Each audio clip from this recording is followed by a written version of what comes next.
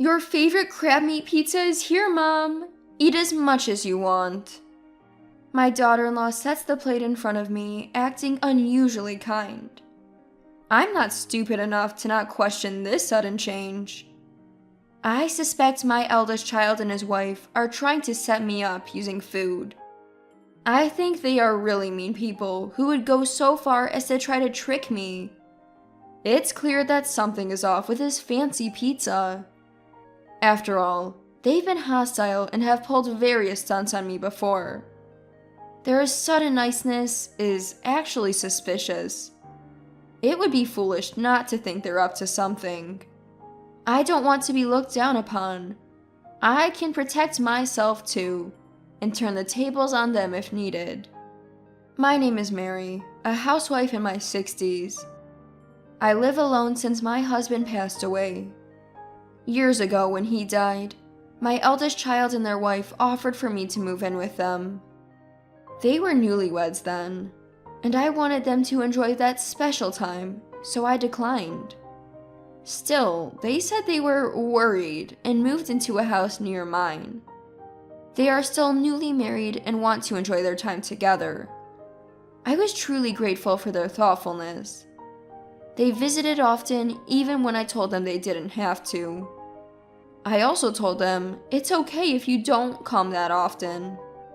I decided to indulge my eldest child when they said, "I'm worried about you, Mom." My daughter-in-law, too, would come over when my eldest was busy, saying, "I want to get along with you." I was proud of my child for finding such a good wife. But at that time, I was clueless. I didn't know why they were being so kind to me or what they were really thinking. Looking back, I get annoyed at my own naivety. Kindness without strings attached isn't something you get easily. I was swayed by their sweet words.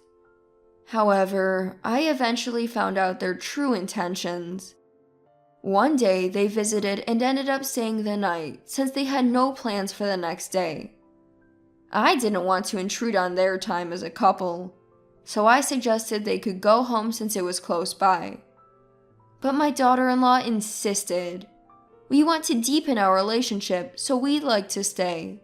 So I let them. I offered them the guest room. My late husband built this house, and it's too big for just me, with many unused rooms. The room was a bit dusty, but my daughter-in-law helped clean it up. She's good at housework and has been helpful since they got married, so I had a good impression of her. In the middle of the night, I woke up thirsty and went to the kitchen. On the way, I noticed the living room light was on. Curious, I peeked in and saw them sitting on the sofa talking. I couldn't help but eavesdrop. Then, I heard a conversation between the eldest child and his wife. I'm exhausted. That old lady works us too hard, don't you think? Just hang in there a bit longer. Once Mom gives us the inheritance, we're done. If her husband wasn't a company CEO, we wouldn't have to do all this. It's funny how easily she's fooled just because we're nice to her. Mom's always been emotionally vulnerable. She'll probably give us the inheritance. I couldn't believe what I was hearing. If this was true, their kindness was a lie, aimed at taking my late husband's inheritance. Was all their previous kindness fake? Everything you said to me, we're family, so we want to support each other, and all the words you've said to me so far? Why were they so obsessed with the inheritance? I didn't see him having any trouble with money, but maybe he's in a lot of trouble and I'm just not aware of it. Why would you go to such lengths for your heritage? Do they just want money? I was curious as to why the couple acted like this, so I decided to ask them about their current behavior. After asking around the neighborhood and among friends, a shocking truth came to light. They were both deep into gambling and had amassed a huge debt. It was an amount they couldn't possibly repay with regular jobs. I understood why they'd be desperate for the inheritance. My late husband had left a considerable amount to our eldest child. Even if it was less than what I received, it was a significant sum. They had squandered it all and turned it into debt. Their kindness was all for the sake of getting the inheritance from me. I became cautious around them from then on. Do you need any help, Mom? We want to be there for you. I'm fine, thank you. I've gotten used to living alone. Please prioritize your own lives. My daughter-in-law responded with empty words. I'm glad to hear that. But her face had turned stern. She's probably annoyed because I'm not dancing to her tune. Who do they think they're fooling? I don't need kindness that expects something in return. One day, after keeping my distance from my eldest child and their spouse, I got a call from my daughter-in-law. We need to talk. When I arrived at their home, I was led into the living room and asked to sit on the sofa. Then daughter-in-law spoke with a serious tone. Do you have a new love interest, Mom? I was taken aback. I had no idea how she came to that conclusion. Seizing the moment, daughter-in-law began to speculate. You've been distant lately. It made me suspicious. But you're colder than I thought, Mom. You forget about Dad, who worked so hard for you, and you just want to be happy yourself. There's no one else. You're mistaken. Even when I denied it, daughter-in-law wasn't listening. She had no evidence, but she probably thought that if I had a new love interest, it would be a problem for them. After all, that person might get their hands on my money. Mom, you should really reconsider dating at your age. Have you thought about your position? Why would you say something so cruel? I don't mean to be cruel, I'm just worried about you, Mom. What if this person is deceiving you? You'd be the one getting hurt, and I can't stand that. I saw right through her. She was just trying to protect her inheritance. But daughter-in-law, wanting to play the caring daughter-in-law, never showed her true colors.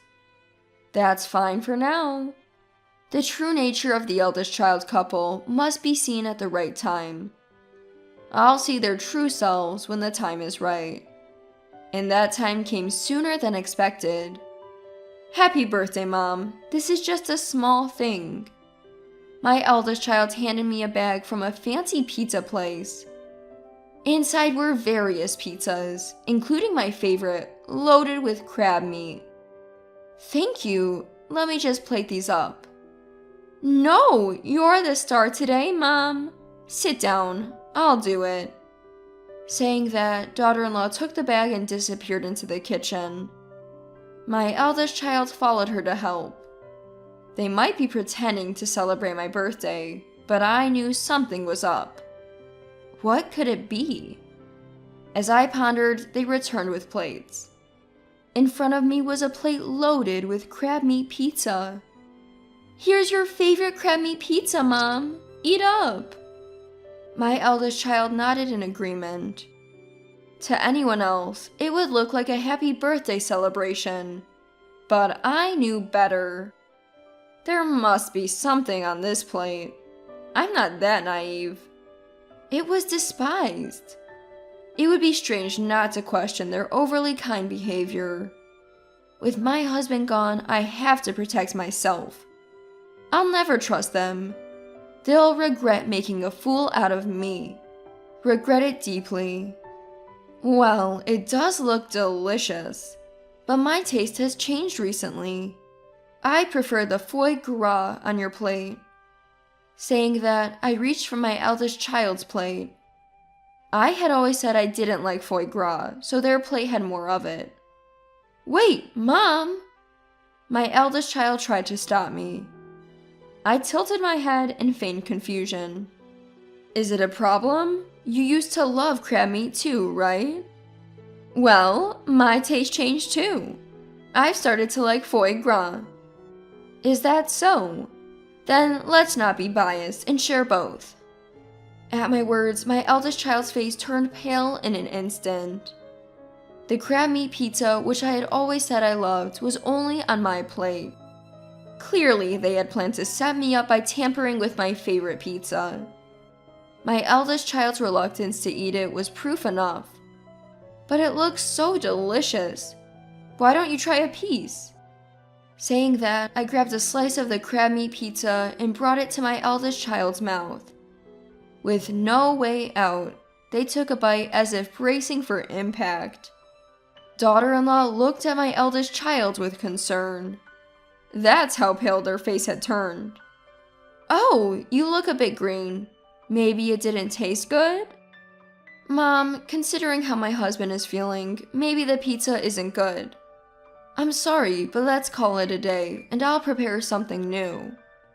Daughter-in-law sounded panicked. She must have thought it was impossible to continue the meal. "But your son doesn't look well. Stay the night. It's not safe for you to go home." "No, we'll leave." "Don't be shy. You've been so good to me." Daughter-in-law tried to make excuses, saying, "But," and, "well." It was clear she wanted to leave. I've always thought that for a couple trying to deceive people, they're terrible liars. They panic when something unexpected happens. As I watched my eldest child, something strange began to happen after a few minutes. With a loud thud, they collapsed. I approached and found them snoring. It was clear they had been drugged with a sleeping pill. "Oh, fell asleep, did you? Must have been tired." As I tilted my head, daughter-in-law shouted, "Oh, enough! Why won't things go as planned? We talked about how important today was. Wake up now." Saying that, daughter-in-law slapped my eldest child's cheek. Still, they showed no signs of waking.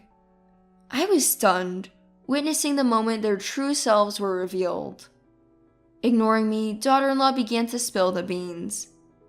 "I've been playing the good daughter-in-law, thinking if I buttered you up, I'd get the inheritance and clear our debts. Today was supposed to be the last day. We were going to put you to sleep and steal your banking card. It's all your fault nothing worked. What are you going to do about it?" Daughter-in-law glared at me. "So they plan to drug me and steal my banking card. Using someone's birthday for such a scheme is truly despicable. I'm not as terrible as they are, so I decided to come clean. Actually, I knew all along you were being nice to me for the money. That's why I kept my distance and didn't eat the pizza you offered. I'm not as foolish as you two." At my words, daughter-in-law looked shocked. Apparently, she genuinely believed I was in the dark about their plans. How underestimated I feel. What kind of fool did they take me for? Sorry to burst your bubble, but I'm not as dense as you two. I've always found your sudden kindness suspicious.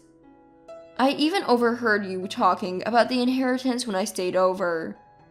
You two are really foolish, discussing your plans in your target's home. Don't call us fools. We've been trying our best. Is your best effort the reason you're in so much debt? If so, you two are really pitiful. You know about the debt too? How much do you know? Clearly, she hadn't expected me to know about the debt. The word debt made daughter-in-law visibly anxious.